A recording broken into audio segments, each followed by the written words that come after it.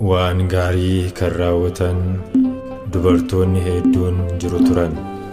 Ati garuu hundumarra ni caalta. Kitaaba fakkeenyaa boqonnaa 31 lakkoofsa 29.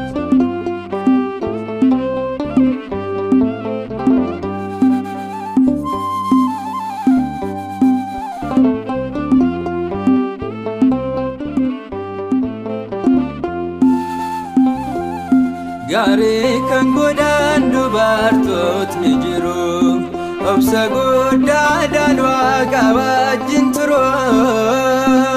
Kan kee garuu isaan keessa adda. Maariyaam ulfinni kee guddaa, Maariyaam ulfinni kee guddaa. Gaarii kan godhan dubartootni jiru, obsa guddaadhaan Waaqa wajjin turu. Kan kee garuu isaan keessa adda. Maariyaam ulfinni kee guddaa, Maariyaam ulfinni kee guddaa. Gaarii kan godhan dubartootni jiru, obsa guddaadhaan Waaqa wajjin turu. Kan kee garuu isaan keessa adda. Maariyaam ulfinni kee guddaa, Maariyaam ulfinni kee guddaa. Gaarii kan godhan dubartootni jiru, obsa guddaadhaan Waaqa wajjin turu. Kan kee garuu isaan keessa adda. Maariyaam ulfinni kee guddaa, Maariyaam ulfinni kee guddaa. Kasoominaa fi garaa laafummaa kee sirraa barannee nooti ijoollonni kee. Akkamittiin gochaa kee ibsina, yoo maal jenne garaa si cibsina.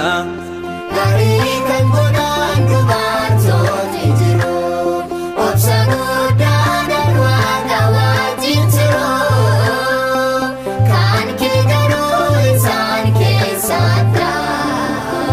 Maariyaam ulfinni kee guddaa, Maariyaam ulfinni kee guddaa. Barcuma ulfinaa daaksiyoo siif laatte, sareen dheebonnaan ati bishaan obaaste. Nama qofaaf miti garaan kee kan na'u, kan si jibban hunduu hin qaana'u. Gaarii kan godhan dubartootni jiru, obsa guddaadhaan Waaqa wajjin turu. Kan kee garuu isaan keessa adda.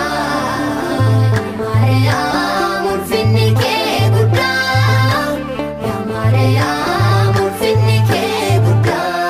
Barbaadeen arganne Waaqni kan akka kee, hin jijjiiramne chaappaan durbummaa kee. Dhaloota kan ta'e hunduu siin hafaarsu, arjaa ta'uu kee dhaloota talabsu. Gaarii kan godhan dubartootni jiru, obsa guddaadhaan Waaqa wajjin turu. Kan kee garuu isaan keessa adda.